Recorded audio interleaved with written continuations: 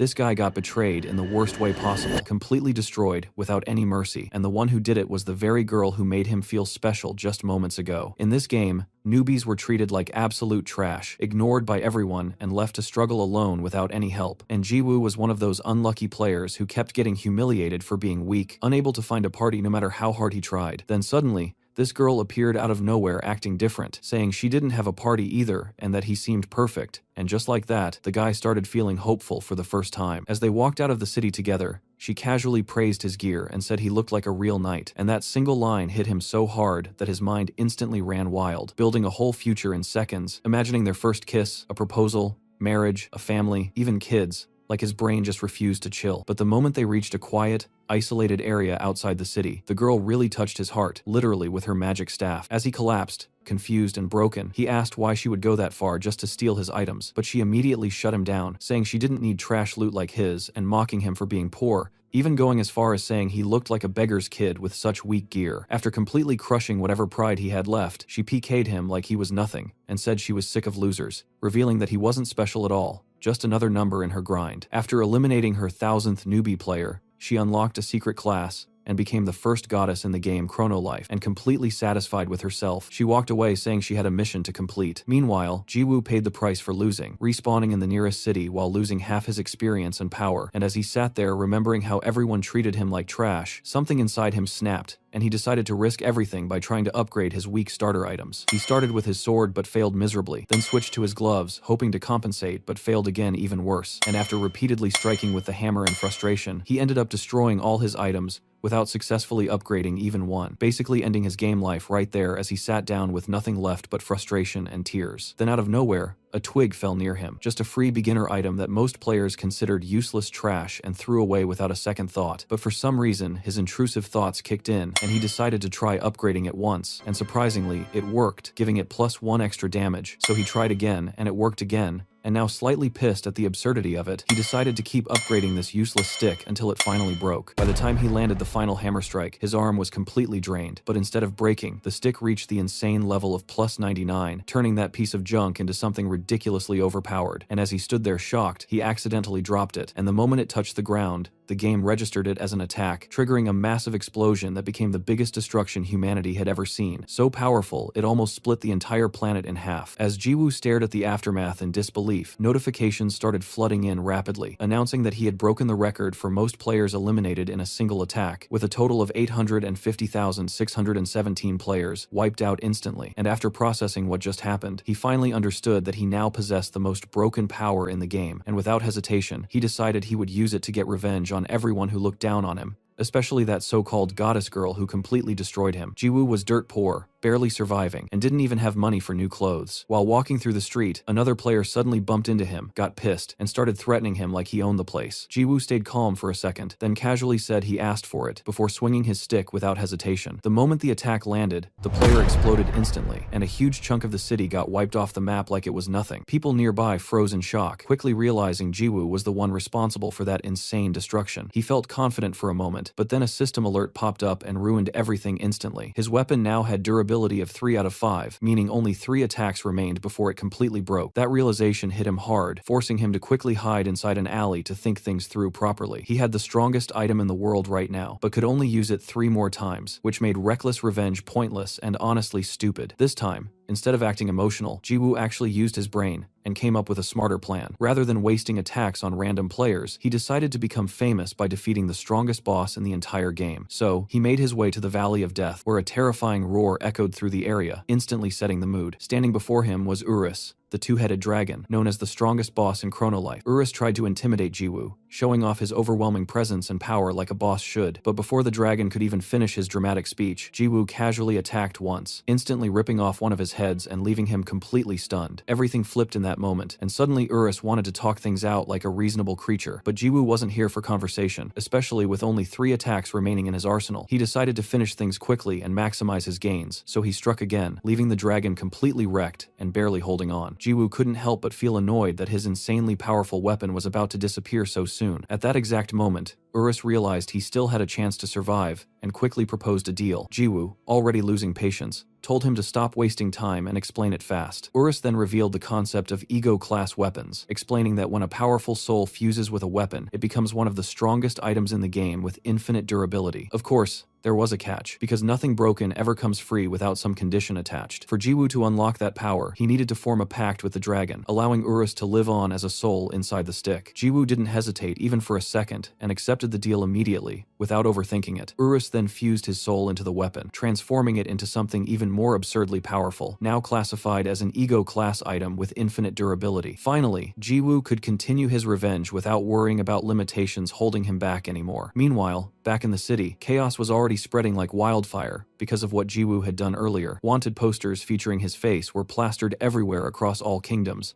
offering a massive bounty of 1 billion gold for his capture, dead or alive. On top of that, multiple adventurer guilds from all over the kingdom gathered to deal with this growing threat. The 5 strongest guilds in Chronolife assembled with their elite leaders, all sharing a single mission: hunt down the player who wiped out over 850,000 players in one attack. From their perspective, Jiwoo was no longer just a player, but a global threat that had to be eliminated immediately. To lead this massive alliance, they chose the most respected warrior among them, Castle King Arden, leader of the Justice Guild. Under his command, the World Union Guild was formed, officially declaring war on Jiwoo. Completely unaware of the scale of chaos behind him, Jiwoo walked through the capital feeling oddly relaxed and satisfied. Suddenly, something popped out from his stick, startling him for a moment before it started talking. It revealed itself as Urus, now existing as a small spirit form after the pact. Jiwoo found it unexpectedly cute, though it was a shame only he could see it. But that peaceful moment didn't last long, because reality hit again pretty quickly. Jiwoo picked up something from the ground and realized it was his own wanted poster. Looking around, he noticed tens of thousands of identical posters covering every wall across the city. Meanwhile, Urus seemed oddly excited about the situation, shouting with joy like this was some kind of celebration. He said this outcome was obvious, since his Hyungnim managed to take down over 800,000 players in a single strike, something even he couldn't achieve himself. He also pointed out that the 1 billion gold bounty translated into real-world money, which made the situation even more insane. Jiwoo, slightly confused, questioned how an AI like him could casually use slang like that without breaking rules. Urus brushed it off, saying nobody cares anymore since he's technically already dead. Then he asked what Jiwoo planned to do next, pointing out that players from all over the world would soon come hunting him, even suggesting they could just wipe out humanity entirely. Jiwoo ignored that wild suggestion and instead looked at the posters again, recalling the moment he accidentally caused that massive explosion earlier. Strangely enough, he realized the feeling wasn't bad at all. It actually felt like he had become some kind of celebrity overnight. With that thought, he calmly announced that he would adopt the LHS style moving forward. Urus looked confused and asked what that even meant. Jiwoo explained that it stood for loser hiding strength, a concept where someone extremely powerful pretends to be weak. Urus questioned the logic, saying humans would just ignore him completely if he acted like a weakling. But Jiwoo simply said he didn't understand, and that this approach would make things way more fun. He added that from others' perspective, he would look like a nobody, but in reality, he would be the protagonist, enjoying everything from the shadows. He wanted to fully enjoy this fantasy life without restrictions, but right at that moment, everything went sideways instantly. Out of nowhere, an arrow struck him hard, catching him completely off guard. Urus froze in shock as Jiwoo collapsed to the ground, coughing blood while losing strength rapidly. He slowly lowered his head onto the ground as Urus hovered beside him, panicking and calling out to his Hyungnim desperately. On a rooftop nearby, Hawkeye stood watching everything unfold while holding a rare cyan-colored bow, with a quiver full of matching arrows ready behind him. Calm and confident, he called out that he had successfully hit the target, and below him, his army immediately began rushing toward Jiwoo, who still lay on the ground surrounded by danger. Within seconds, the troops of Ardan Castle closed in and completely surrounded him from all sides. Hawkeye raised his voice and declared, in the name of the Supreme Commander of the 5 Guilds Union, that this abominable man who murdered 800,000 players must be bound and thrown into jail. The soldiers roared loudly in response, fully ready to carry out his command without hesitation. Urus, growing desperate, asked if his Hyungnim was alright, and kept urging him to get up quickly. He warned that even if these humans were individually weak, things would turn bad if they all attacked together at once. Despite the arrow lodged deep in his chest, Jiwoo slowly forced himself up and stood facing the entire Ardan army without backing down. The soldiers shouted that the enemy was back on his feet, and Hawkeye immediately ordered them not to give him any time to recover, commanding a full attack right away. Urus called out again, clearly worried this time, but Jiwoo ignored the concern and calmly took back his earlier thoughts about staying low. Without hesitation, he grabbed the arrow stuck in his chest and ripped it out before throwing it to the ground in pure contempt. Tightening his grip on the staff, he muttered that he only wanted to live quietly like a background extra, but these idiots forced his hand and brought this on themselves. The moment those words settled, an overwhelming explosion of energy erupted from his body, lighting up the entire realm like a second sun had appeared. With a single swing of his staff, he unleashed power comparable to a nuclear blast, and in that instant, every soldier around him dropped lifeless to the ground, without exception. Hawkeye barely managed to survive, coughing heavily as he tried to process what had just happened. In just a blink, his entire army had been wiped out completely, leaving nothing but destruction behind. Still in shock, he realized that the capital of the First Realm itself had practically vanished from the map. Before he could even react further, Jiwoo suddenly appeared right in front of him, causing pure fear to take over his expression. As Jiwoo stepped closer, Hawkeye quickly pulled out a summoning orb from his clothes, a rare item capable of calling countless users instantly. Without wasting another second, he shattered the orb, and a massive magic circle formed beneath him as multiple portals opened across the battlefield. He shouted loudly, calling all members of the Union to respond and activate large-scale teleportation immediately. From every portal, tens of thousands of players began pouring out non-stop, quickly surrounding Jiwoo from every direction. Within moments, the battlefield filled with an overwhelming force of nearly 3 million players, all gathered for one purpose alone: to eliminate Jiwoo. Hawkeye pointed straight at him and screamed for the entire army to attack, and at his command, the massive force moved forward in perfect unison. Faced with this absurd number of enemies, Jiwoo simply let out a deep sigh like this was getting annoying. Then, without rushing, he moved his staff slightly to the side and swung once, instantly cutting down an entire row of soldiers in a single effortless motion. Everyone caught in the attack was completely annihilated without resistance. Urus watched in stunned silence as Jiwoo swung again in the opposite direction, then thrust the staff forward, wiping out another massive portion of the army like it meant nothing. The dragon couldn't believe what he was seeing, recalling how he thought Jiwoo would struggle if millions attacked together. To Urus, that was basic logic, since even he couldn't handle that many opponents at once. The World Union wasn't weak either. They were elite rankers from across the world, and even Urus believed he might lose if faced with such numbers alongside his own army. That was why retreat always seemed like the smartest option before. But now, watching Jiwoo casually erase entire sections of the army, he realized he had been completely wrong. Taking advantage of a brief opening, several soldiers from powerful lineages rushed forward together, wielding swords and spears as they leaped toward Jiwoo to strike him down. But before their attacks could even land, Jiwoo simply moved his staff slightly, and with a single touch, every one of them was instantly annihilated. Another full row of soldiers was split apart like they never stood a chance. In the background, Abracadabra, along with her assistant mages, began preparing a large-scale spell with serious focus. Jiwoo sensed the shift behind him and turned around just in time to see an enormous magic circle forming high in the sky. Abracadabra unleashed an ancient destruction enchantment, a spell powerful enough to completely disintegrate its target without leaving anything behind. A massive beam of energy shot toward Jiwoo at terrifying speed, and he simply watched it with mild surprise instead of panic. He casually remarked that the spell name actually sounded pretty cool, and figured he should name his own attacks too. Then he lifted his staff upward and swung, slicing through everything in its path as the strike extended far beyond the atmosphere itself. He named that move Arise, and just like that, the magic circle and the ancient spell were completely obliterated without any resistance. Abracadabra stood frozen, unable to understand how her strongest magic had been shattered so easily. The royal sorcerers prepared to act again, but Jiwoo moved faster. He raised his staff once more and called the next move, Attack, swinging forward and cutting through everything in front of him, sending the mages flying helplessly across the battlefield. What started as 1 against 3 million didn't just become overwhelming, it turned into a complete disaster for the World Union Guild. Every single force they had gathered was crushed beyond recovery. Hawkeye dropped to his knees, sweating heavily as fear took complete control of him, unable to believe what he had just witnessed. Before he could even process it, Jiwoo appeared right in front of him again, calm as ever. Jiwoo explained that he had intentionally spared his life earlier because controlling his power properly was still difficult, and killing him then would have been pointless. Hawkeye, trembling, asked why he was still alive. Jiwoo sighed and said the reason was obvious, reminding him that he was the one who fired the arrow earlier. Panic took over Hawkeye instantly, but before he could react further, Jiwoo struck his face with the staff, ending everything just like that. As expected, the battle quickly became a massive topic, not only among Chronolife players, but also across other games, and even among people who didn't care about gaming at all. Despite all the destruction, the stick remained completely intact, and Jiwoo casually examined it while finishing off the elf. Urus, still amazed, praised his Hyungnim as truly incredible, while Jiwoo casually mentioned he had been wondering where he disappeared earlier. Out of nowhere, someone approached from behind, and Jiwoo turned around to face a girl standing there calmly. For a second,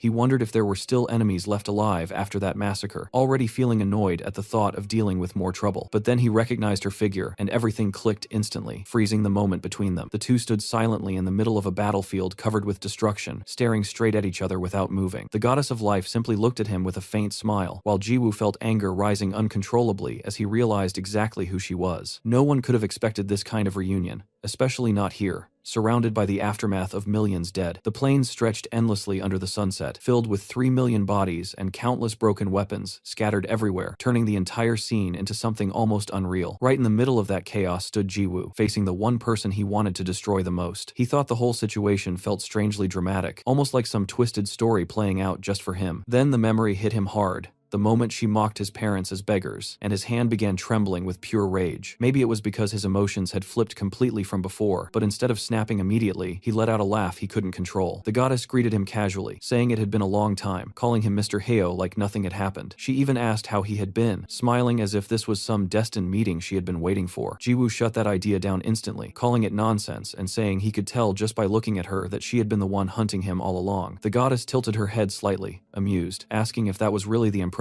she gave off. Jiwoo admitted that while he wanted nothing more than to crush her right there was still something he wanted to confirm first. Then, out of nowhere, he asked if she had dyed her hair, which seemed to genuinely please her. She happily explained that after taking his life, she had unlocked the secret class, becoming the goddess of life, and that was why her hair color had changed. Jiwoo stared at her coldly and let out a quiet sigh before raising his staff again. He pointed out that after killing 1,000 people, calling herself the goddess of life felt wrong, saying it should really be goddess of death instead. The goddess agreed without hesitation, even finding his observation amusing. Jiwoo didn't waste another second after that, slamming his staff into the ground and launching a massive blast of energy straight at her. He declared that he had heard enough of her story, and now it was time to crush her completely. The goddess casually questioned if he wasn't rushing things a bit, but the explosion had already gone off, further destroying the already ruined battlefield. Jiwoo stared at the smoke without any expression, expecting it to be over, but then her voice came through calmly, saying it was a shame since she would have liked to talk longer. Suddenly, she appeared right behind him, completely unharmed. Jiwoo spun around instantly and struck the ground again, causing another violent explosion that tore through everything in front of him. Urus shouted excitedly that the attack had definitely hit, praising it as a perfect strike. Jiwoo brushed it off, saying it was obvious since people who act gentle are usually full of crap anyway. However, as the smoke cleared, he saw her still standing there without a single scratch, watching him silently. She admitted that he had grown much stronger, but said his attack was still too weak to take her life. Urus panicked, yelling that she was still alive, while Jiwoo calmly replied that he could see that already. As they argued briefly, the goddess simply observed them with a faint smile, which suddenly made Urus freeze. He realized she was looking directly at him, something that should have been impossible since only Jiwoo was supposed to see him. Completely confused, he questioned how she could even perceive his existence. Jiwoo also found it strange, knowing his attack had definitely connected, yet she stood completely unaffected. The goddess scoffed at them both, asking if a mere human really thought he could harm a goddess. Jiwoo pretended to act surprised, resting his staff on his head as he said he was now seriously getting annoyed. Without warning, he charged at her at full speed, closing the distance instantly and triggering another massive explosion upon impact. He didn't stop there, attacking again immediately, blasting apart another section of the battlefield. His assault continued non-stop, breaking apart parts of the planet itself as shockwaves spread everywhere. Urus watched in awe, saying the entire continent was shaking, and that at this rate everything would be destroyed completely.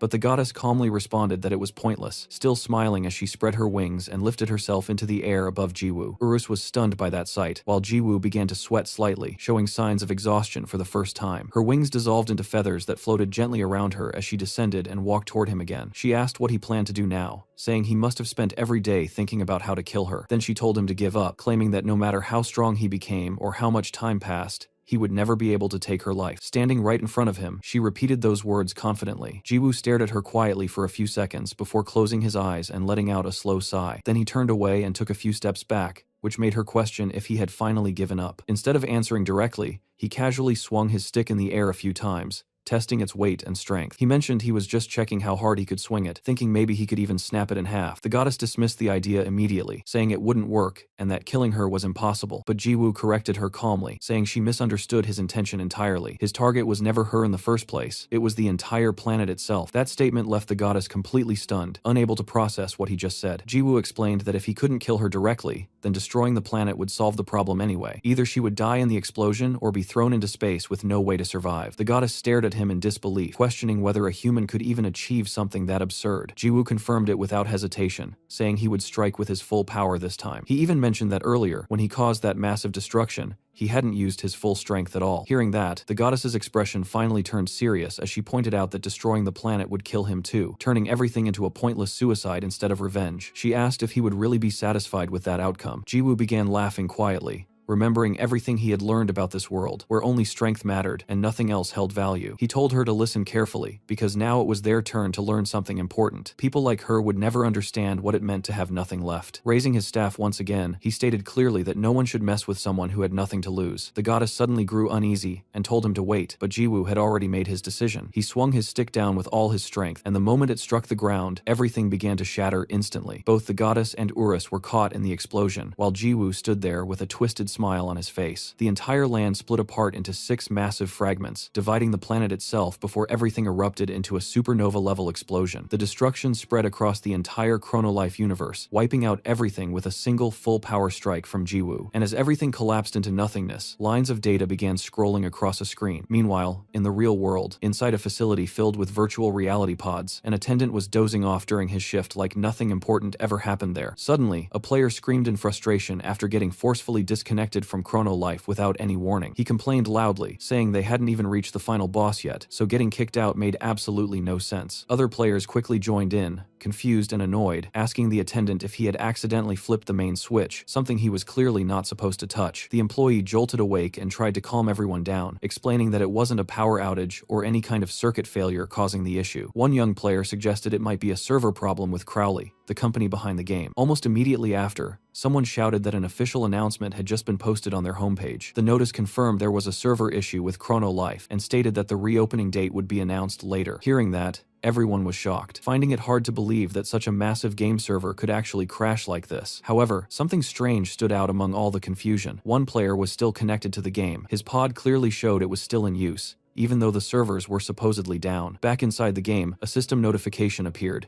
displaying a synchronization process. The client updated to version 1.7 and began checking for active users. The result showed only one person still connected. Jiwoo suddenly found himself standing in an empty space, surrounded by floating streams of data, completely disconnected from everything he knew. He looked around in confusion, wondering where he had ended up, since this clearly wasn't part of the game world anymore. Everything felt off, like reality itself had glitched. Then suddenly, a mysterious voice spoke, mentioning ST-389. The voice explained that ST-389 was the name of the planet Jiwoo had just destroyed, a world known for its beauty in the 4th universe, and apparently, it was their mother's favorite place. Hearing that, Jiwoo turned toward the source of the voice. Surprised by the sudden revelation, he asked who was speaking, trying to understand what was going on. A blonde man stood there, casually telling him to shut up before suddenly smiling in a slightly unsettling way and introducing himself as God. Jiwoo just looked at him and sighed like he couldn't be bothered dealing with this nonsense. He said that if that was his identity, then it wasn't really his problem, and instead asked if he had seen a black-haired woman around here. God replied that there were only 2 of them present in that space, and to confirm it, a system screen appeared showing the number of current users as 1. He then questioned Jiwoo, asking what exactly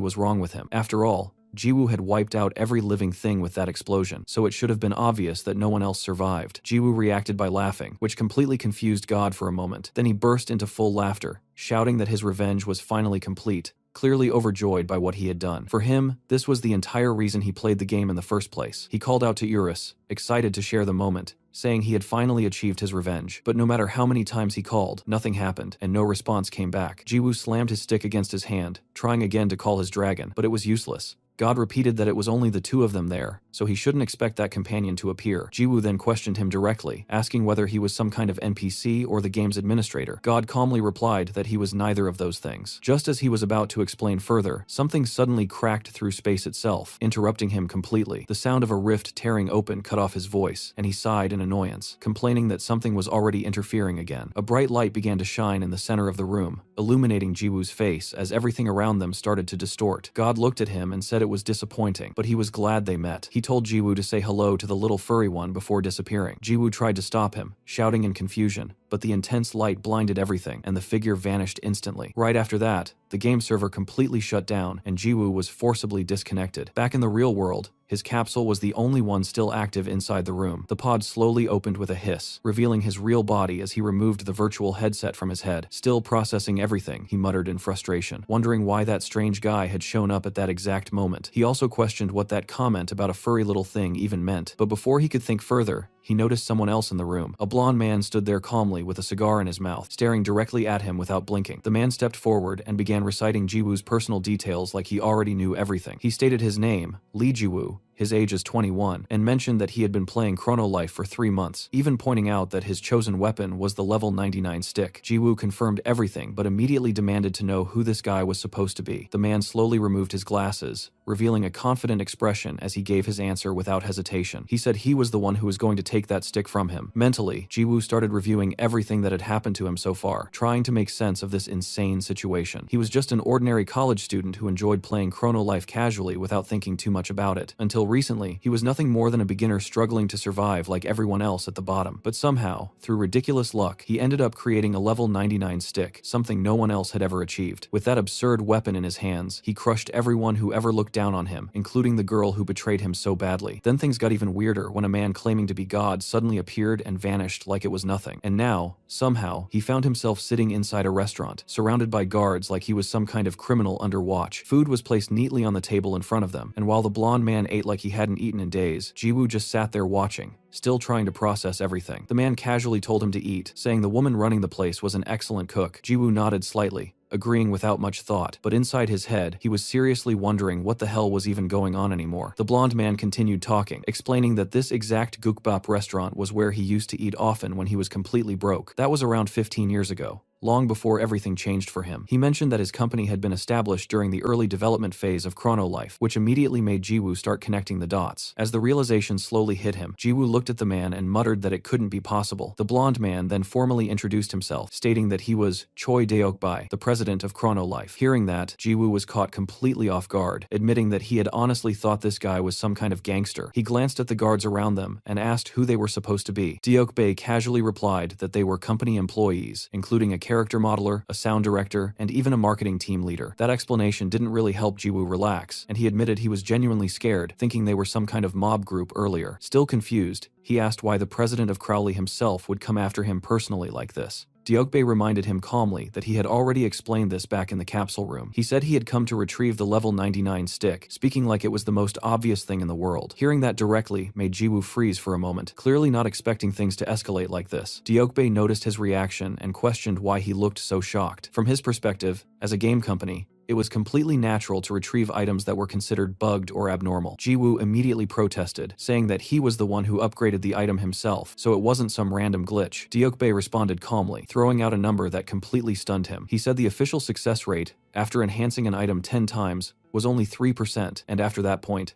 the chances dropped even further into near impossibility. Jiwoo stood there processing that information, but still argued that if there was even a chance, then what he did shouldn't be considered a bug. Getting frustrated, he suddenly stood up from the table, clearly not ready to just hand over his weapon like that. But Deokbai simply let out a deep sigh, looking at him with a calm but firm expression before speaking again. He stated clearly that the level 99 stick would now be in his possession, leaving no room for argument. Meanwhile, back in the world of Chrono Life, near the town of Frontal, a massive monster slowly advanced across an open field, its presence alone enough to shake the ground slightly. It was a level 21 Gyros, a creature strong enough to wipe out careless parties without much effort. A group of players stood ready, shouting nervously that the monster was approaching fast. The party's mage quickly cast a fire spell, launching a blazing fireball that struck the beast directly, engulfing it in flames. The creature let out a painful roar, clearly affected by the attack. The party leader got excited seeing that the attack worked, and immediately ordered everyone to repeat the assault without giving the monster time to recover. But before they could coordinate properly, a girl named Keon suddenly rushed forward alone, screaming as she unleashed her power recklessly. The leader instantly shouted at her not to move ahead by herself, but she ignored the warning completely. As expected, things went south fast, and the monster retaliated brutally, striking her and sending her flying high into the air like she weighed nothing. She crashed straight into the group's priestess, knocking both of them down and leaving them completely incapacitated. Panic spread instantly among the remaining members, who started shouting that they were in serious trouble and needed to retreat before things got worse. Watching everything from a distance, Jiwoo stood still for a moment, clearly uninterested at first, before letting letting out a small sigh as he wondered whether he should even bother getting involved. Beside him, Urus casually ate a piece of chicken like this was just entertainment and asked what his Hyungnim planned to do next. Jiwoo thought for a moment, then picked up his stick and checked his normal stats, as if grounding himself in reality again. That action reminded him of the conversation he had earlier at the restaurant with Deokbae. The CEO had said he would take the plus 99 stick, which made Jiwoo uneasy at that time. But then Deokbae had clarified something important, saying it was the company's official stance after careful investigation. Despite Jiwoo protesting that it wasn't fair, Deokbae explained that the stick wasn't actually a bugged item. From that moment onward, the company would no longer interfere with his account in any way. Whether he defeated the strongest boss, wiped out millions of players, or even destroyed the entire planet, it would all be considered valid gameplay. Then Deokbae casually added salted vegetables into his gukbap and offered some to Jiwoo, saying that whether to add them or not was entirely up to him. Jiwoo had taken the plate and stood up, but before anything else could happen, the old lady running the restaurant smacked Deokbae on the head. She scolded him harshly for ruining the gukbap, complaining that she spent all night preparing the broth properly only for him to mess it up like that. Watching that chaotic moment, Jiwoo had quietly lowered the plate of vegetables. Back in the present, Jiwoo stared at his stick while thinking about that oddly specific memory involving salted vegetable soup. His thoughts, however, were interrupted by the nearby party leader, loudly cursing in frustration. The man complained about how useless Kion was, saying she didn't even understand basic positioning, which was essential for party hunting. According to him, she was acting like a complete troll, and because of her, they had to hold back their entire hunt. He went on ranting that everything was ruined just because she joined their party in the first place. Hearing that, Jiwoo remembered something Deokbae had asked of him before leaving. He had said that even if it sounded strange, chronolife was meant to be enjoyed,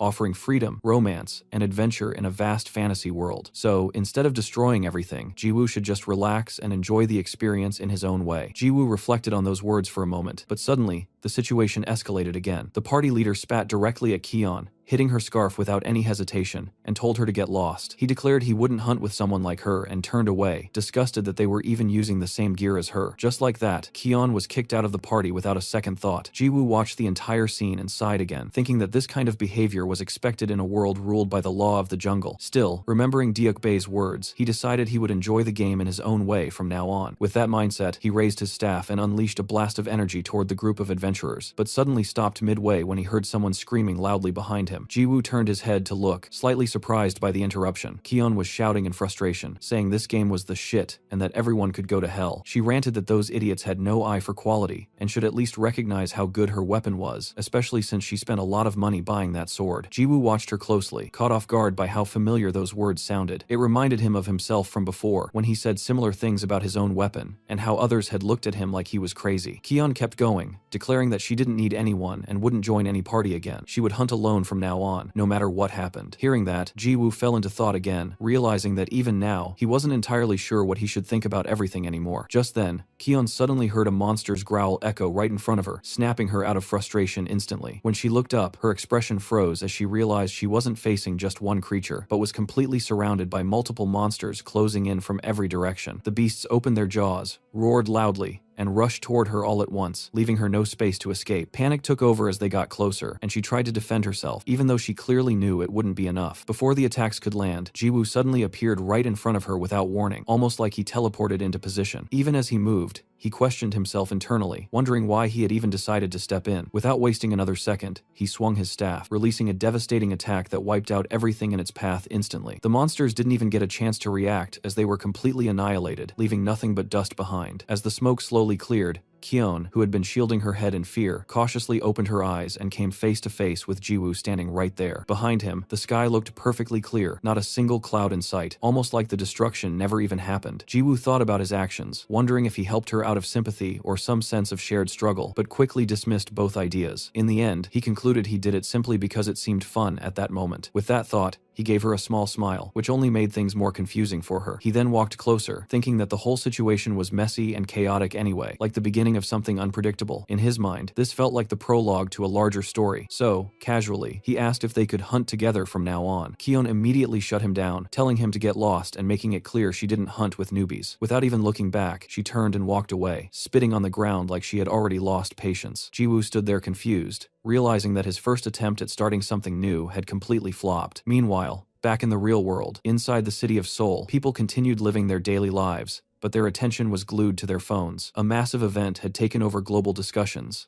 something now being called Judgment Day by players everywhere. Debates were raging across the gaming community as everyone tried to figure out who the mysterious player was who had wiped out over 800,000 people. Some believed he had to be a battle god, the strongest existence in Chrono Life, someone completely beyond normal players. Others dismissed the idea entirely, arguing that it was impossible and must be some kind of bug or a disgusting hacker abusing the system. That opinion gained traction, since defeating 3 million players logically didn't make any sense under normal gameplay mechanics. Numbers like that couldn't be overcome with stats or skill alone, no matter how good someone was. The community grew louder, demanding justice and calling for the supposed hacker to be banned permanently. Everyone waited anxiously for an official response from the Chrono Life developers. Eventually, the announcement came, and it immediately shocked everyone. The company stated clearly that the player in question was completely normal, not a hacker, and not exploiting any bugs. That single statement flipped the entire narrative, leaving people speechless as the controversy slowly died down. Still, conversations about the incident continued everywhere, especially on the streets, where people discussed how one player had caused the server to crash entirely. They wondered what kind of person he was in real life, since his identity remained hidden behind a hood in the only image released. Back in the game, Jiwoo walked quietly behind Keon, a faint smile on his face as he followed her without saying anything. The only sound between them was the steady rhythm of their footsteps. Eventually, Keon stopped abruptly, clearly annoyed, and turned around to confront him directly. She demanded to know why he kept following her around like that. Jiwoo calmly suggested again that they should form a hunting party together. Keon immediately pushed back, asking when she had ever agreed to something like that, and told him to go hunt with someone just as poor and indecent as him. Jiwoo didn't even understand what she meant by that insult at first. She pointed directly at his clothes, explaining that he was basically wearing nothing but underwear under his cloak and carrying a level 1 stick, something only complete beginners used. According to her, she didn't have time to babysit a noob and told him to get lost again. Jiwoo stood there processing her words, slightly annoyed, thinking she called him indecent even after he just saved her life. Inside his mind, Urus commented that he had seen everything clearly, including the fact that her eyes were closed when Jiwoo saved her. That realization hit Jiwoo immediately, making everything make sense. She had no idea how strong he actually was. A slow smile formed on his face as a new idea started building in his mind. He decided it might be more interesting to hide his power for a while, instead of revealing everything immediately. Acting on that thought, he quickly ran after her and called out loudly. He asked her to carry him, completely changing his tone. Keon turned back, confused by the sudden shift, while Jiwoo explained that he didn't know anything about the game and was just a clueless newbie. He even addressed her as master, asking her to guide him properly. That single word triggered something in her instantly. She remembered how her previous party leader had looked down on her, and being called master now made her visibly excited, even if she tried to hide it. Urus questioned what his Hyungnim was even doing, but Jiwoo quietly explained that he was pretending to be weak as the first step of his plan. The dragon recalled that idea from earlier, realizing Jiwoo was now fully committing to it. Keon cleared her throat, trying to act composed, though she was clearly enjoying the situation. She said it was a bit embarrassing, but as someone experienced, she should help beginners like him. Finally, she agreed to let him join her party, declaring that this expert would guide him, but only this one time. In reality, Keon was a level 24 fighter who had invested everything into strength, completely ignoring her other stats, which honestly explained a lot about her reckless fighting style. Near the starting town, right at the dungeon entrance, Keon rushed forward without hesitation, charging straight at a screaming creature like she had something to prove. She threw a powerful punch that landed cleanly, making the level 4 rabbit bear cough up blood as its body flew backward from the impact. Without wasting even a second, another monster tried to ambush her from behind, but she reacted instantly, dodging it with a quick and agile leap. She exhaled sharply mid-air and flipped gracefully before coming down with a brutal kick. The rabbit bear looked up in shock, only to get crushed by her fallen dragon's stomp, slamming it hard into the ground. The remaining rabbit bears hesitated for a moment, confused by her overwhelming offense, but quickly regrouped and surrounded her from all sides. Keon didn't back down at all, holding her stance confidently and taunting them, telling them to come at her all at once like she owned the place. Meanwhile, Jiwoo just sat on the floor nearby, casually watching everything unfold like it was some live show. He admitted to himself that she was actually a pretty solid fighter, which honestly wasn't something he expected at first. Urus agreed immediately, praising her skill, but Jiwoo pointed out that even low-level monsters could become dangerous when they attacked in large numbers like that. Urus dismissed the concern, saying there was nothing to worry about since that human had extremely high-end equipment backing her up. He casually mentioned that her weapon alone was worth around 10 million gold, which made Jiwoo shout in shock, translating that into real-world money instantly. Urus continued, adding that all her gear combined was easily worth around 100 million, making the situation even more ridiculous. Jiwoo couldn't wrap his head around it, wondering how someone at her level could afford such expensive gear. That's when Urus revealed the obvious answer. She was a pay-to-win player who had spent heavily on the game. Jiwoo recalled her earlier rant about how others couldn't recognize the quality of her items, realizing she wasn't exaggerating at all. Still, he couldn't understand why anyone would spend that much money on a game in the first place.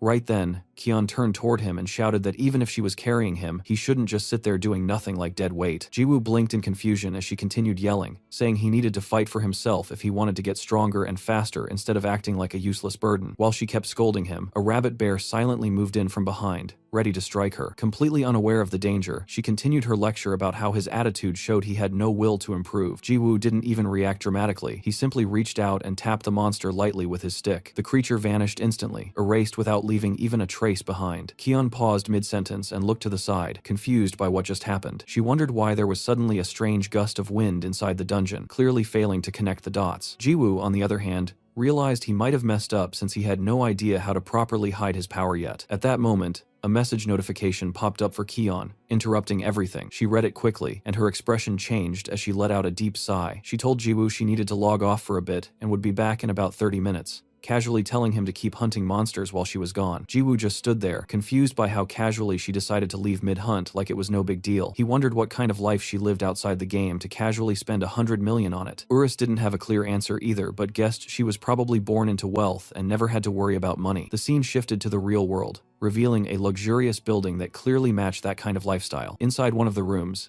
Kion was lying on her bed with a virtual reality headset on. She disconnected from Chrono Life, removed the device, and let out a quiet sigh while staring at it thoughtfully. A small smile appeared on her face as she recalled Jiwoo and their strange interaction. Suddenly, the door slammed open, and her producer stormed inside, yelling angrily and asking if she had completely lost her mind. The producer went off, complaining that she was still playing games instead of preparing, acting like she had decided to quit her job entirely. Kion snapped back, saying she had just taken off the headset and telling her to open her eyes properly, only to be called a game addict in return. The producer didn't calm down, ordering her to hurry up and sit down since they had less than 10 minutes left before going live. She scolded her again for wearing glasses under the headset, reminding her that it would leave marks on her face. Kion argued that she felt anxious without them, and could easily cover any marks with makeup. The producer gave her a cold stare before sighing in frustration, muttering that dealing with her was a complete headache, but still pushing her to get ready quickly. She even joked that if not for the money, she would have lost her patience completely by now. Makeup was quickly set up on the table, and the producer removed Kion's glasses before preparing her appearance at full speed. Kion loosened her hair, letting it fall naturally, as everything shifted into professional mode. Soon after, on a brightly lit music show stage, the host excitedly thanked the audience for waiting and announced the final performance of Music Bank. The performer had held first place for 13 consecutive weeks, making her the most popular idol at the moment. The host introduced her proudly as Han Sarang. She stepped forward and began singing a song about her first love, captivating the audience instantly. After finishing, she greeted everyone warmly and introduced herself properly. Han Sarang, a 17-year-old idol, singer, and songwriter, admired by millions. And behind all that fame, something no one knew, her hidden hobby was playing online games. Back in the dungeon, the rabbit bears charged straight toward Jiwoo, closing in like they had found an easy target. Jiwoo stayed calm and muttered that he needed to practice a bit before she returned, clearly not planning to go all out this time. Urus, curious as always, asked what kind of practice he was even talking about now. Jiwoo replied that if he truly wanted to hide his power, he had to learn proper control. In simple terms, he was going to attack without killing anything, which honestly sounded harder than blowing everything up. As that thought lingered, an image of a massive explosion stretched across the planet itself, like a reminder of what he was capable of. Somewhere beyond, a divine being watched that scene with a faint smile, commenting that attacking without killing actually sounded pretty entertaining. He turned toward a motherly figure beside him, with an enormous sun-like presence behind her, asking if she agreed with that idea. Meanwhile, in the real world, Han Sarang continued living her double life as both a top idol and a hidden gamer. She was still just a second-year high school student, yet she had already gone through a rough start in the music industry before rising to become the most popular singer-songwriter of her time. During an interview, a journalist congratulated her for achieving first place 14 times in a row, clearly impressed by her success. He mentioned how much he loved the emotional lyrics of her debut song, which was inspired by The Little Mermaid, and asked how she managed to write something so touching. Sarang replied calmly that she liked staying home alone, reading poetry collections, and sometimes even fairy tales to inspire herself. The journalist connected the dots, saying that must be why her song had such a unique title, and Sarang added that her producer told her not to mention the fairy tale inspiration since it might seem childish or embarrassing. That answer charmed both the interviewer and the audience instantly, making her seem even more genuine and likable. Watching from a distance, however, her producer just sighed in frustration, muttering that she was fooling the entire country with that act. According to her, it was all nonsense, since Sarang's real hobby wasn't reading fairy tales at all, it was playing games obsessively. Back in the interview, the host shifted topics and mentioned that Sarang was also gaining popularity as an actress, especially after her recent role as a bratty high school girl. Sarang confirmed it, saying she struggled with that role because she had never cursed in her life before. But ironically, Ironically, inside the game, she was the complete opposite, throwing insults around without holding back. Back in Chrono Life, she was already yelling at Jiwoo, calling him a damn bastard and scolding him for not greeting her properly after she returned. Jiwoo looked completely confused, asking since when she became his master, but Sarang immediately declared that it started from now on without any discussion. She challenged him, asking if he had a problem with it, or if he didn't want to be carried anymore. Jiwoo quickly denied it, realizing arguing would only make things worse. For Sarang, the game was her way of releasing stress from her real-life pressures, and she clearly enjoyed acting like this inside it. Urus, on the other hand, suggested that Jiwoo should just get rid of such a rude person, but Jiwoo reminded him that he needed to hide his strength and continue acting like a weak player. Sarang then ordered Jiwoo to repeat after her, forcing him to say "lovely master" multiple times like it was some kind of ritual. Jiwoo reluctantly went along with it, while Urus silently thought that this whole disguise plan was working a bit too well. As they walked toward the dungeon again, Sarang suddenly stopped and asked if he had practiced a lot while hunting monsters earlier. Jiwoo let out a quiet sigh and explained that what he was doing required extreme patience, and he was still far from mastering it. Urus loudly complained that attacking without dealing damage was completely pointless, but Jiwoo quickly shut him up before he ruined everything. Sarang laughed at their interaction, calling him a strange newbie, and saying she was actually starting to enjoy this. Then she realized she still didn't know his name and casually asked what his character name was. Jiwoo was caught off guard, thinking he had already told her before, and tried to answer properly. But before he could even finish, she cut him off and decided she would just call him Underpants instead. She said it suited him perfectly, completely ignoring his actual name, which honestly just made things worse. Jiwoo stood there, frustrated, wondering why she even bothered asking for his name if she was going to rename him something ridiculous anyway. Meanwhile, from a distance, a group of people quietly observed Jiwoo and Sarang without revealing themselves. A bearded man narrowed his eyes and said he had finally found her, clearly recognizing Sarang instantly. One of his subordinates asked what their next move should be, and the leader replied calmly that they would gather all guild members inside this dungeon. Today, they weren't leaving quietly, they had come to demand justice. Further ahead,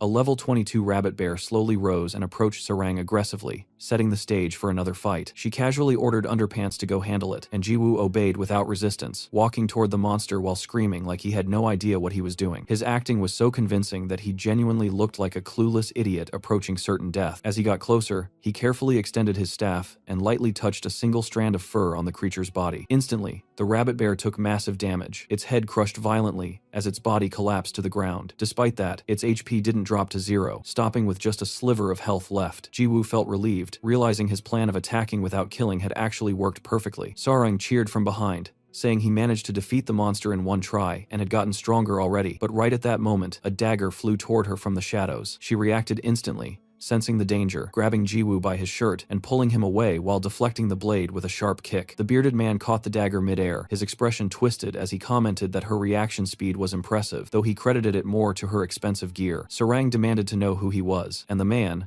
known as Mr. Kim, pretended to sound hurt, asking if she had already forgotten his voice. He then revealed that everyone present belonged to the Halasan Guild. Hearing that name, Sarang repeated it with clear disdain, already knowing what this was about. Kim laughed and said it had been a while before asking what she was plotting this time. Without waiting for an answer, he ordered his subordinates to attack immediately. Sarang quickly warned Jiwoo to stay back since things were about to get dangerous, then shifted into a fighting stance without hesitation. The assassins rushed forward together, but she countered instantly, landing a powerful kick that knocked one of them out cold with blood flying. Using his falling body as a foothold, she leaped into the air and executed a perfect flip. She shouted the name of her skill, Fallen Dragon Stomp, slamming into the ground and sending all the attackers flying away from the impact. Their leader shouted for everyone to attack together, trying to overwhelm her with numbers. Watching from the side, Jiwoo asked what was even going on, and Urus admitted he had no clue. Jiwoo, however, quickly pieced things together, concluding that the Halasan Guild had clashed with Sarang multiple times before and kept losing every encounter. This was clearly another attempt at revenge, proving that their leader didn't know when to give up. He also noted how weak they were overall, with a group around level 20 getting completely dominated by her alone, something Urus agreed with. As the fight continued, Kim quietly commented that everything was going according to plan, revealing there was more to this attack than it seemed. While Sarang remained focused on the front lines, he signaled another member to act. A new figure suddenly vanished from her position and reappeared behind Sarang in an instant, aiming sharp claws at her back. Sarang turned just in time and noticed her opponent had no visible weapon, identifying her as a fighter-type class. But before she could react properly, the woman activated a skill called Steal. A bright flash filled the area, blinding Sarang momentarily, and when her vision returned, her battle fists had completely disappeared. The thief admired the stolen weapon, saying it was incredibly valuable and joking that Sarang must have been born rich to own such gear. Jiwoo asked what kind of skill that was, and Urus explained it was a rogue class ability called Steal, though he found it strange since it wasn't supposed to be that powerful. Jiwoo shrugged it off at first, saying it didn't matter since he had nothing worth stealing anyway. Then suddenly, he remembered his stick, and his expression changed instantly. Panic hit him hard as he glanced to the side with a forced smile before immediately turning and running away in fear. Kim noticed him briefly, and commented that there had been another person there, but dismissed him as a useless rookie with nothing of value. As Jiwoo tried to escape, the thief became more interested, tossing the stolen fists to Kim and saying that stealing from someone with nothing could be even more fun. In the next second, she appeared right in front of Jiwoo, calling him darling, and asking where he thought he was going. Jiwoo froze for a moment, realizing this was no longer the time to keep pretending. He grabbed his staff and attempted a quick attack, but to his shock, nothing happened at all. Everyone stood stunned as the smoke cleared, revealing Jiwoo completely empty-handed. His weapon was gone. The thief smiled, and casually informed him that the stick now belonged to her, causing Jiwoo to break into a cold sweat. She even threatened to take his hood next, saying that aside from his underwear, he would be left completely exposed. At that moment,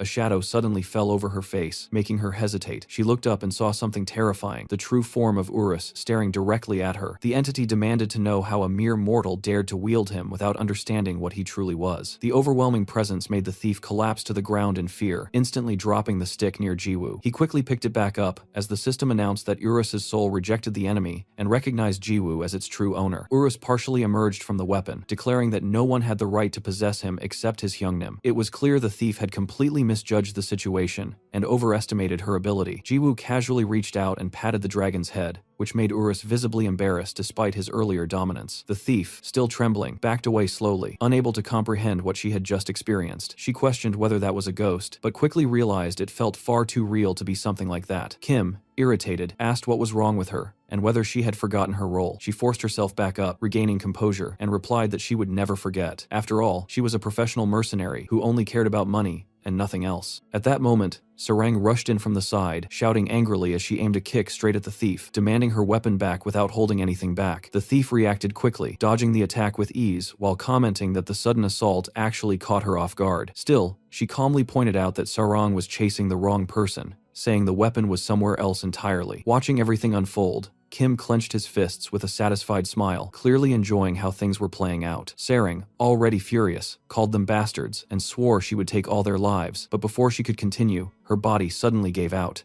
She collapsed mid-action, fainting instantly after Jiwoo lightly touched her. Jiwoo calmly explained that this was his technique, strike without killing, making it sound like something completely normal. The thief stared at him in confusion, asking what he was even doing since it looked like the two of them were supposed to be on the same side. Jiwoo simply replied that he had been hiding his power this entire time. She questioned what nonsense he was talking about, but before she could process anything further, Jiwoo unleashed a burst of force that instantly overwhelmed the battlefield. In a single moment, every assassin present was completely defeated without resistance. The sheer difference in power left the thief completely stunned as she tried to understand what had just happened. She looked at him in disbelief and asked if he was the one who did all of this. Jiwoo casually tapped her on the head with his stick and confirmed it without hesitation. Her health dropped to a single bar instantly, leaving her barely standing. Without wasting time, Jiwoo used his strike without killing technique again, making sure she wouldn't die. He spoke calmly, saying he had gone through a lot of shit, which made him mentally stronger over time. But just moments ago, because of her interference, he almost had a heart attack trying to move his stick properly. As he spoke, his power surged again, releasing a wave of destruction that shook the surroundings completely. Later, Sarang slowly regained consciousness, waking up on the ground in an open field with a confused expression. She sat up quickly, startled by her surroundings and unsure how she ended up there. From behind a nearby tree, Jiwoo called out to her, asking if she was finally awake. She turned toward his voice, surprised, and immediately called him Panty Boy while demanding to know where they were and what happened to the attackers. Jiwoo replied calmly that they were near the dungeon and that the enemies had already left the area. Sarang didn't understand, questioning why she had suddenly fainted in the first place. As she spoke, she noticed something in her hands and froze for a moment. Her battle fists had returned, which clearly confused her even more. Jiwoo used the moment to ask about the Halasan Guild, wanting to know who they were, what they did, and why they were targeting her specifically. Sarang blushed slightly at his sudden concern, wondering why he was acting so nice, and even joking if he wanted to go to hell. But after a moment, she sighed and smiled faintly, deciding to explain everything since he got dragged into the situation because of her. She asked if he had ever heard of the term, pay to win. Jiwoo admitted he didn't know what that meant, while Urus quickly stepped in to explain it as a common term in online games. Jiwoo immediately questioned how he even knew that, considering he was supposed to be just a game NPC, and Urus casually replied that he had looked it up on Wikipedia. He started explaining it word for word like a lecture, but Sarang cut him off midway and simplified it. She explained that it basically referred to players who spent ridiculous amounts of money in games to gain advantages. Jiwoo asked if she was referring to the Halasan Guild, and she confirmed it,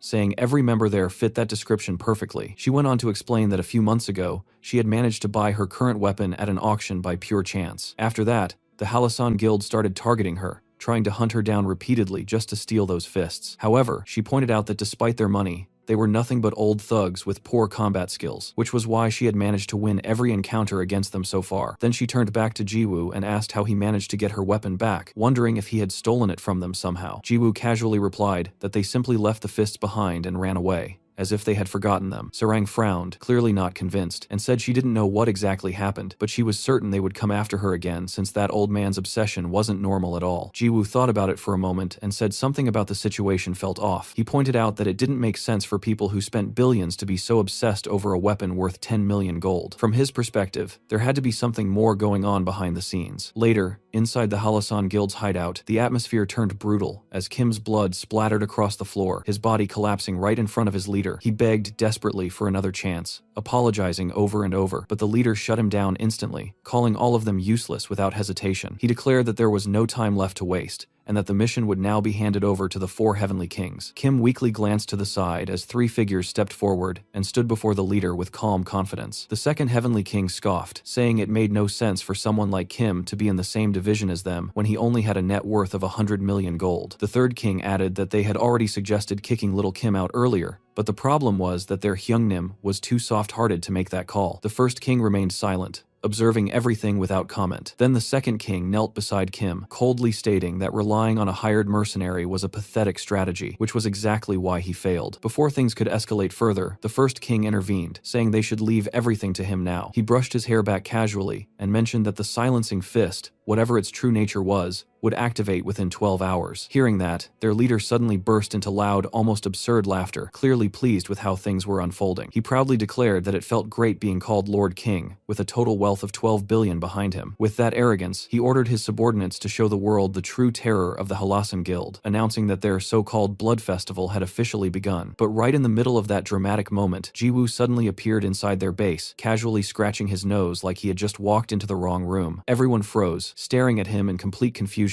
unable to process how he even got there. Jiwoo broke the silence first, scoffing at them for acting like a bunch of kids celebrating something as ridiculous as a blood festival. He openly mocked the 4 heavenly kings, treating their titles like a joke, which immediately irritated the leader. The man demanded to know who he was and how he got inside, but Jiwoo simply told them to figure it out themselves, casually picking his nose again like he didn't care at all. He muttered that it was getting harder to keep hiding his strength and pretending to be weak if these idiots kept targeting Sarang. Then he started laughing again, making fun of their titles one more time before declaring that he would end everything right there without dragging it out any longer. The leader let out an annoyed sigh, calling him a crazy bastard before ordering everyone to kill him immediately. The guild members rushed forward all at once, unleashing their strongest attacks as they closed in at incredible speed. Jiwoo, however, didn't even flinch, standing there with a relaxed smile on his face. With a single casual swing of his staff, he released a devastating wave of power that wiped out every attacker instantly. Just like that, they were defeated by what looked like nothing more than a simple twig. At the same time, outside the building, a girl approached while humming softly to herself, completely unaware of the chaos inside. Back in the hideout, the first heavenly king charged forward personally, but Jiwoo defeated him with one effortless strike, sending him crashing back while coughing blood. Then suddenly, a massive explosion tore through the structure, splitting the entire house into 2 halves. The girl outside, who was none other than the goddess of life, paused for a moment in surprise, before a smile spread across her face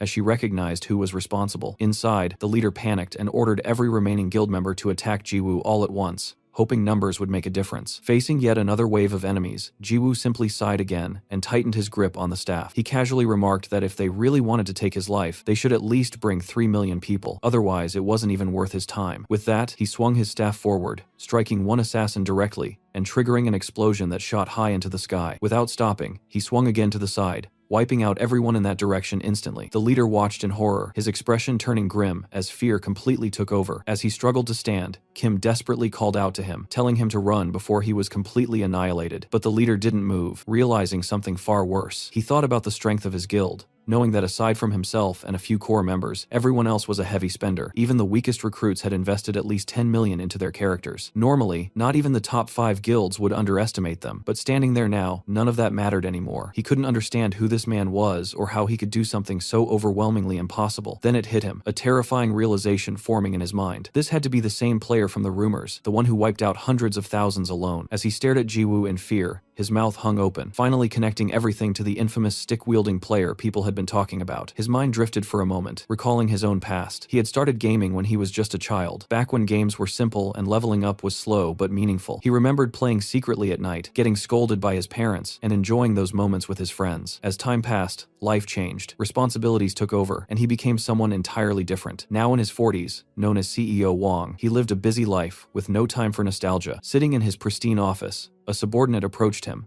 addressing him as Hyungnim and bringing an old monitor he had requested. Wong explained that he wanted to give himself something special, a reminder of the past he had worked so hard to leave behind. The subordinate questioned why he needed such outdated equipment when modern systems were available, but Wong simply replied that it was about the feeling. As he looked at the old setup, his heart raced like he had gone back in time, like meeting his first love again after years. But then, reality hit him hard as he clenched his teeth. He realized that while he had changed over time, the world around him hadn't stayed the same either, and neither had the games he once loved. Jiwoo swung his staff again, striking another subordinate and sending the man crashing hard into the ground as the entire area trembled from the impact. The king stood frozen, his body shaking uncontrollably as he watched everything collapse around him, unable to process what he was seeing. Jiwoo calmly remarked that it was almost over now, with only the two of them left to deal with. The king said nothing, as Jiwoo slowly approached, his presence alone enough to crush whatever confidence remained. This was the end for the pay-to-win players, the kind who relied on money instead of skill. Jiwoo questioned why they even bothered stealing other players' gear when they already had everything, especially men who claimed to be noble. To him, it just meant the old man in front of him deserved a proper beating. As Jiwoo closed in, Wong's mind drifted back to his past, remembering the moment he sat in front of his computer, confirming a payment of 12 billion won without hesitation. He repeated to himself that he wasn't the only one who had changed over time. In this era, effort didn't matter anymore. With enough money and a few clicks, anyone could become powerful, while those who didn't spend were left behind to suffer. That was the reality of modern gaming. Pay to win had taken over everything. Wong stood up from his chair back then, continuing to search through countless games, but they all felt the same. Then he found Chrono Life, the most acclaimed game, hoping to rediscover something he had lost long ago, something from his childhood, something real. Before that thought could settle, Jiwoo's stick struck his head directly, ending the moment. Using his strike without killing technique, Jiwoo dropped Wong to the ground without finishing him off completely. Wong coughed up blood as he fell, defeated, while Kim tried to call out to his Hyungnim in desperation. Jiwoo declared that from that moment onward, the Halasan Guild was finished for good. He added that it was too much of a hassle, so they should stop bothering Sarang entirely. With that, he turned away, saying they would never meet again, and began to leave without looking back. Wong struggled to lift himself from the ground, questioning if Jiwoo was truly the same person from the rumors, the one who had defeated the 5 major guilds and wiped out millions of players. Jiwoo paused briefly and glanced back without saying a word, confirming everything silently. Wong suddenly laughed, asking how much money Jiwoo had spent to reach that level of strength, assuming it had to be tens or even hundreds of billions of won. He believed that kind of power could only come from extreme spending. Jiwoo responded bluntly that he had no idea what he was talking about, but admitted he had spent some money too. Wong leaned forward slightly, expecting an absurd number, but Jiwoo casually replied that he only spent 55,000 won on a starter pack. That answer completely stunned Wong, leaving him speechless as Jiwoo walked away like it meant nothing. A strange smile spread across Wong's face as he repeated that number to himself, 55,000 won. Memories of his childhood came rushing back, remembering the days he played Ragnarok with pure enjoyment. Then suddenly, he burst into laughter, loud and uncontrollable, leaving Kim confused as he watched his leader lose himself in that moment. Wong asked how many games they had tried after Ragnarok, and Kim replied that it had probably been around 8. Wong kept laughing, saying that this game was truly fun, that Chrono Life was something special. At that moment, a voice confirmed his words, as the goddess of life appeared calmly inside the ruined hideout. She greeted the remaining members of the Halasan Guild, commenting on how beautiful the night was while glancing around at the destroyed base. She noted that it had been a while since she last visited, but the place was now in terrible condition. Turning toward Wang, she asked if the preparations they discussed had been completed. Wang replied that everything was progressing well, but she interrupted him, questioning why he was suddenly dwelling on the past instead. Wang then stated that he was done with everything, saying their agreement to cooperate ended right there. For a brief moment, the goddess looked surprised, but that expression quickly turned into a calm smile. Without hesitation, she swung her scepter through the air, cutting him down instantly. Kim watched in horror as Wang's body split in two and collapsed lifelessly. Kim tried to scream his boss's name, calling out desperately, but the goddess walked forward without any emotion. She casually remarked that she could have asked why he made that decision, but since she wasn't in the mood, it didn't really matter. Then she drove her staff straight into Kim's back, causing blood to splash across her face as he cried out in pain. He tried to move, but it was pointless, as she finished him off without hesitation. Standing there, she watched the aftermath with a faint smile, recalling the words Jiwoo had said earlier. As that memory lingered, her hair slowly shifted back to black once again. Meanwhile, far away, Jiwoo received a system notification announcing that he had completely annihilated the Halasan Guild. His combat experience was calculated instantly, pushing his level all the way up to 999. Jiwoo froze in confusion as the system declared that he had reached the maximum level possible. He muttered in disbelief, asking what the hell that even meant. Urus asked what happened, and Jiwoo replied that the system was saying he had hit max level. Still confused, Jiwoo opened his status window to check for himself. His class was still listed as novice, but his level had reached 999, with nearly 5,000 unallocated stat points waiting. Both Jiwoo and Urus stared at the screen silently, completely unable to understand how any of this made sense anymore. In the world of Chrono Life, the most advanced virtual reality game dominating every metric from active users to total revenue, reaching the maximum level was considered practically impossible. It wasn't just hard, it was something players believed couldn't be done at all. Even Lee Song-hyuk, the legendary pro gamer known as Faker, had once stated in an interview that achieving level 999 anytime soon was unrealistic. He explained that even if the top players in the world, including himself, farmed monsters non-stop for 24 hours every day, it would still take decades to reach that level. Despite millions of players grinding day and night, no one had ever come close to reaching level 999, the so-called master level. And yet, Jiwoo stood there staring at his stats in complete confusion, unable to understand how he had reached that point. Urus, on the other hand, was practically celebrating, proudly declaring that his Hyungnim had become the first level master in the entire world. Jiwoo tried to make sense of it, remembering that he was only level 7 not too long ago, but when he thought about everything that happened, the results started to feel less random. On the very first day he obtained the stick, over 800,000 players were wiped out in a single attack. Along with that, countless monsters and entire dungeons were destroyed in the blast. Then there was the experience gained from defeating Urus, the strongest boss in Chrono Life, combined with the enemies from the highest level dungeon. After that came the complete annihilation of the 3 million players from the World Guild Alliance, and of course, the destruction of an entire planet added even more absurd experience to the total. All those events stacked together into something completely unprecedented, and that was how the world's first level master was born. Suddenly, a bright light appeared beneath Jiwoo's feet, illuminating everything around him as the system activated another sequence. It announced that since he had reached the maximum level, he would now be transferred to a transcendental space. In an instant, Jiwoo was teleported away, without any control over what was happening. Meanwhile, in another part of the city, Sarang lay on the ground, staring at the sky, clearly bored out of her mind. She muttered that this was getting annoying, and wondered where that underwear-wearing idiot had disappeared to. She remembered he told her to wait for a bit, but now the sun had already set, and there was still no sign of him.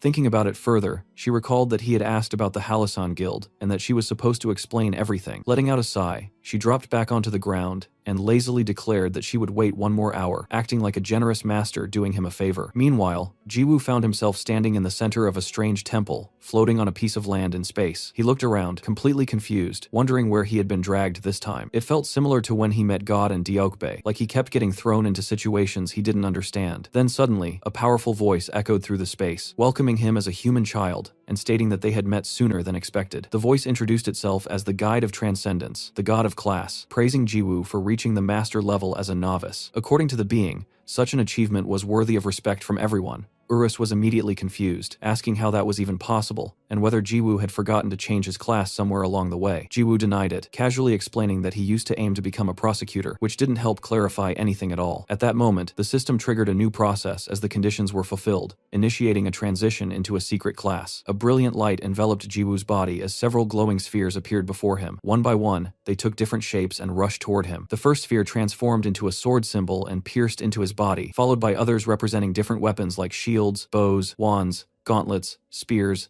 and more. Each one entered him, merging their power into his existence, until all weapon souls were absorbed. Jiwoo felt an overwhelming surge of power as the system announced that the class change was complete. He was now classified as a Master Class Novice, something that shouldn't even logically exist. As a bonus, all his previously distributed stat points were retrieved and then tripled. His status window updated instantly, resetting all attributes back to their base value of 5, while granting him 15,000 undistributed stat points. Urus stared at the numbers in complete disbelief, questioning how something like that was even possible. He pointed out that players normally gained only 5 points per level, yet Jiwoo had suddenly obtained 15,000 at once. Even if other max-level players existed, Jiwoo's raw stats would already be 3 times higher than theirs. To Urus, this was beyond broken, something that would go down as the greatest achievement in gaming history. Jiwoo, however, ignored the hype completely and focused on analyzing the stats calmly. Then a cold smile spread across his face as he began allocating all his points rapidly into a single attribute without hesitation. Urus panicked instantly, asking what the hell he was doing and warning him that wasting even one stat point would make him look like a complete loser. His panic only grew worse as he realized Jiwoo was dumping everything into just one stat instead of balancing them. Jiwoo finished distributing all the points and calmly stated that he didn't need anything else for now, as this was enough. Urus, completely losing it at this point, declared that he had just ruined everything and called him an absolute idiot for making such a reckless decision. At the Chronolife Company headquarters, an employee rushed into the president's office in a panic, warning that something had gone seriously wrong. Diokbae calmly asked what the issue was, but the employee insisted he needed to see it directly since it involved that particular user. Inside the control room, Diokbae stepped forward and asked what all the noise was about. His subordinate silently pointed toward the monitor, and the moment Diokbae saw it, he immediately understood. The stick kid had finally reached max level. The employee quickly clarified that the level itself wasn't the real problem, it was what Jiwoo was doing afterward. Diokbae asked what all the fuss was about and which stat he had chosen. When the employee pointed it out on the screen, the president paused for a moment,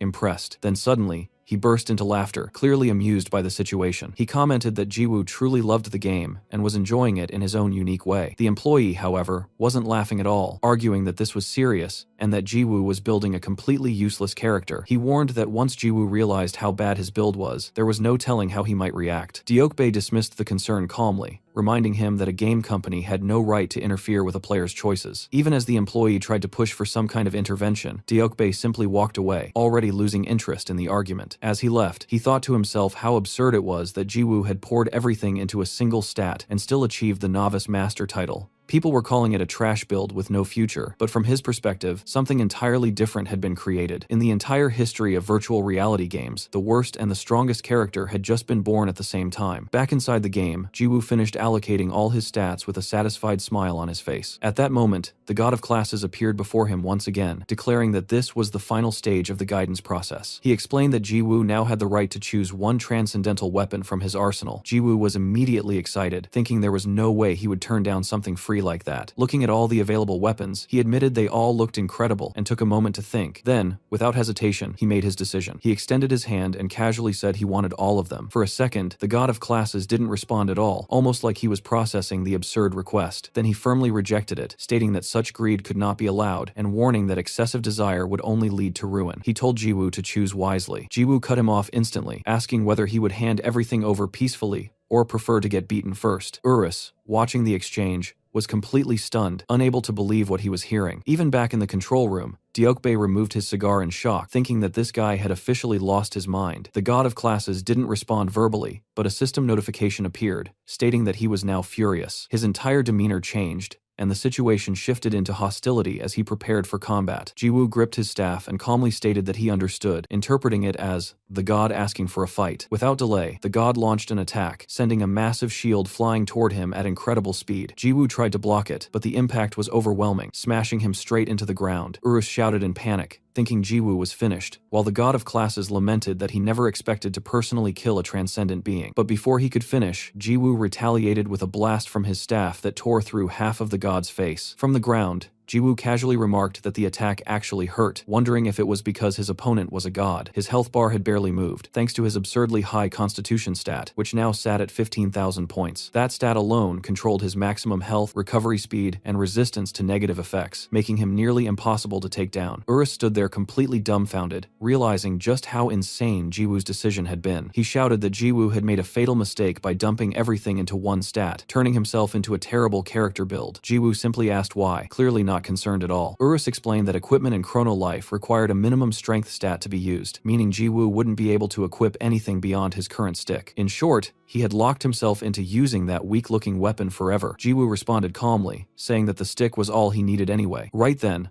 a system window appeared, revealing a hidden skill that had just been unlocked due to his current setup. Urus stared at it in confusion, asking what it was. The skill, called Healing Factor, converted all incoming damage into immediate recovery, instantly restoring his health to full. Jiwoo smirked and repeated Urus's earlier words about being a useless character, clearly mocking him. Urus, however, was too shocked to respond. The god of classes, now enraged and disfigured, roared and launched beams from his eyes. Jiwoo didn't even attempt to dodge, taking the attack head-on as his body was slammed into the ground again. Urus rushed toward him in panic, but Jiwoo suddenly started laughing. He exclaimed that Chrono Life was just too good, even as his body regenerated completely right in front of them. Urus could only think how disgusting that ability was, watching Jiwoo tank everything without consequence. The god continued attacking relentlessly, delivering blow after blow in a non-stop barrage. Each time, Jiwoo's health dropped momentarily before instantly returning to full, creating an endless cycle of damage and recovery. Jiwoo didn't even bother reacting anymore, simply standing there and laughing as the attacks kept coming. Finally, he said that was enough, and that he would end things now. He acknowledged that thanks to the god, he had gained quite a few benefits, but now it was time to collect everything and finish the fight. The god warned him that his greed would eventually consume him, and when that day came, he would face destruction. Jiwoo didn't care at all, and prepared his final move without hesitation. With a single upward slash, he struck the god of classes directly. The system immediately announced that the god of classes had ceased to exist. Reality itself began to crack and fragment, breaking apart into countless pieces as the transcendental space started collapsing. A final system notification appeared, stating that the space would be destroyed and that Jiwoo would be returned to his original world. Everything shrank rapidly until the entire space disappeared completely. Back in the normal world of Chrono Life, a beam of light suddenly struck the hill, bringing Jiwoo back down as all the weapons he obtained dropped around him. These weren't ordinary items, they were transcendent weapons of every type, and now every single one of them belonged to him. Moments later, they began to glow and vanished into a subspace, a storage dimension where they would respond whenever he called them. Jiwoo smiled to himself, clearly pleased, thinking this was going to be insanely useful going forward. Meanwhile, Sarang was standing there, completely irritated after being forced to wait for so long. She was already pissed, and no excuse was going to fix that. Suddenly, she heard a sound behind her, and Jiwoo casually appeared, placing his fingers on his forehead and greeting her like nothing happened. Before he could even finish, she punched him straight in the face and followed it up with a kick, yelling that she only agreed to wait a little while, not the entire night. Jiwoo quickly apologized, saying he thought he would be back sooner, but got delayed by some unexpected things, though at least he was here now. Sarang wasn't having it, and shouted that she was leaving, saying she was logging out of the game. Jiwoo simply asked where she was going, then casually waved goodbye when she answered. That reaction only made her more annoyed, but she held it in and warned him to log in tomorrow night at 7 p.m., which was when she finished work. If he was late again, she swore she would actually kill him next time. With that, she logged out, disappearing from the game. Jiwoo watched her go and commented that she really just did whatever she wanted. Urus then asked what he planned to do next, and Jiwoo stood up, saying he was logging out too since it was already past midnight in real life. The system prompted him for confirmation, and he accepted immediately. Back in the identity room, he stepped out of the capsule as the attendant thanked him and told him to visit again. Jiwoo stretched and yawned, thinking the day had been pretty great overall, and that Chrono Life was actually way more fun than he expected. As he walked out, his thoughts shifted toward money, wondering how much he could sell those transcendent weapons for. Since they were the first of their kind, they had to be worth a ridiculous amount. But then another thought hit him. What if they weren't tradable items at all, which would completely ruin his plans? That possibility alone made him uneasy. He passed by a small shop and briefly considered getting a bowl of gukbap, but after checking his empty wallet, he gave up immediately. Letting out a quiet sigh, he kept walking, feeling frustrated about being broke all the time. The game's monthly fee kept increasing, and he knew he would need to pick up more part-time shifts just to keep playing. Then suddenly, he stopped mid-step as something clicked in his mind. He remembered Urus mentioning that a single piece of high-end gear could cost around 10 million, and a full set could reach 100 million won. That realization sparked an idea instantly. If in-game items could be exchanged for real money,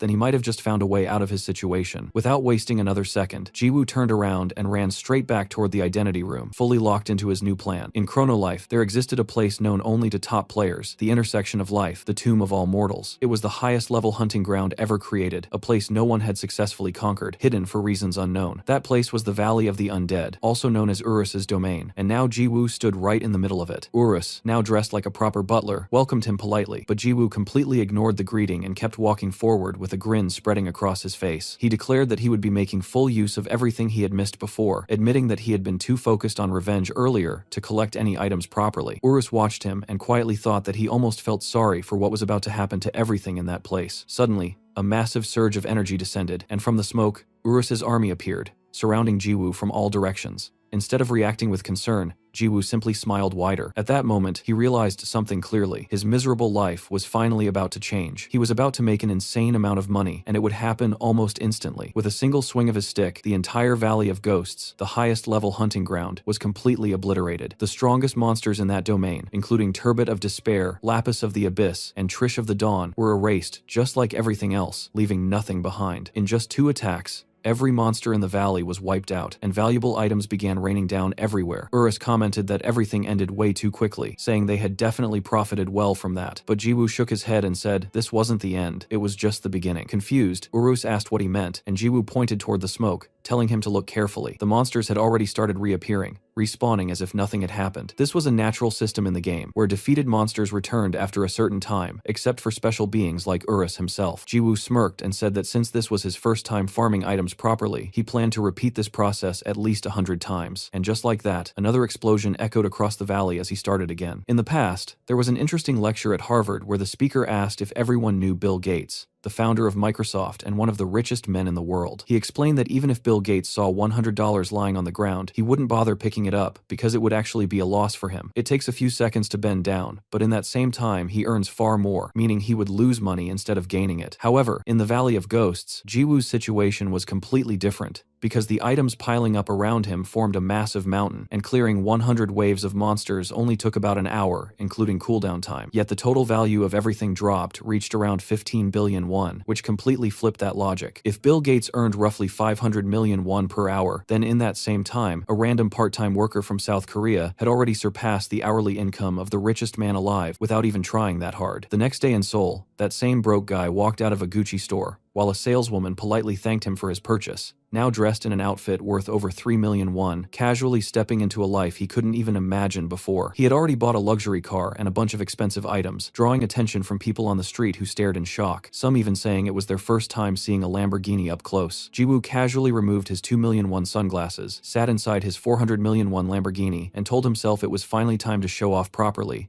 only to floor the accelerator and crash straight into a lamppost within seconds. The moment of excitement turned into panic instantly as he stared in disbelief at the wreck, shouting about his expensive car like his soul just left his body. But just a few minutes later, he showed up again driving a brand new supercar, brushing it off like it didn't matter since he could just buy another one anyway. Meanwhile, back at the Chronolife company, Deokbae sat there lighting an expensive cigar while holding his head, clearly stressed out as he told the employee to continue the report. The man didn't sugarcoat anything and bluntly said the company was basically finished and they should probably start thinking about running away. Deokbae asked if there was any way to block Jiwoo's transactions, but the answer came immediately. It was already too late. Nothing could be done at this point. Before he could process that properly, his phone rang, and he answered while already annoyed, only to hear Jiwoo's voice on the other side casually asking how he was doing. Jiwoo joked that he was on his way to spend more money, and figured the chairman must understand that feeling, then went further by sarcastically offering help like he was doing charity. Deokbae completely lost it and started yelling, blaming him for everything that was happening, while Jiwoo acted clueless and hung up mid-conversation like it was nothing. After that, Jiwoo started wondering what else he could buy, since he had already picked up almost everything he wanted, yet something still felt missing, like he hadn't reached the true peak of this new life. Then suddenly, it hit him, and his eyes widened as he realized exactly what he had forgotten. Without wasting time, he got ready to drive again, thinking that this was the real highlight he had been missing all along. Soon after, inside an extremely luxurious building, Jiwoo stood in his brand new penthouse, laughing like a cartoon villain while proudly declaring that his place was top tier and that anyone was welcome to visit. For him, this was it, the ultimate moment, the peak of his success after everything he went through. But then he remembered something simple, the first thing you're supposed to do after moving into a new place. So he walked over to a neighboring apartment, holding a box of rice cakes as a gift, and rang the doorbell politely. A woman's voice from inside asked who it was, and Jiwoo responded that he was the new neighbor who had just moved in and wanted to greet them properly. After a short pause, the door slowly opened, and Jiwoo smiled, ready to introduce himself and say they should get along well. But the moment he saw her face, he froze completely. Standing right there was Sarang. Both of them stared at each other in silence, instantly recognizing one another from the game, as everything clicked in that single moment. And just like that, Jiwoo realized that this, not the money, not the penthouse, not the cars, was the real highlight of his day. Back in the game, inside the Valley of Ghosts, a lone figure slowly approached and stopped before the massive army of Urus, completely unfazed by their presence. Without saying a word, the being simply raised its hand, and in the next instant, the entire army was wiped out, their bodies bursting into blood as if they were nothing more than fragile insects. There was no struggle, no resistance, just absolute destruction delivered with chilling indifference. In response, the 3 strongest warriors of Urus's army appeared, stepping forward and calling the figure an arrogant human as they prepared to attack together. But the man didn't even bother reacting to their hostility, instead mocking them coldly by saying these idiots couldn't even recognize their own master anymore. As he spoke, 3 sharp spikes erupted from his back, channeling an overwhelming power that distorted the air around him. Before the warriors could even process what was happening, the spikes shot forward instantly, piercing through all 3 of them at once. Their bodies were torn apart and annihilated without a chance to fight back, completely erased in a single move. But it didn't end there, as the being began absorbing their remains like a parasite, draining everything from them, while the surrounding monsters panicked at the horrifying sight. He remained perfectly still as this happened, his expression completely cold, thinking that everything in this place deserved to perish. From that moment on, the 3 strongest warriors of Urus's army were gone for good, unable to respawn like normal monsters. A system notification appeared, announcing that their levels and stats had been completely absorbed and their data erased entirely. The creature stood there silently, staring at what remained, recalling the moment when Urus lost his first head, clenching his teeth at the memory. When Urus had entered his soul form, there had always been one lingering question about where the other head had gone. Now, the answer stood right there. The being revealed its identity, no longer hiding what it truly was. It was the lost head of Urus itself, a separate existence created to bring destruction upon humanity. Its name was Urican.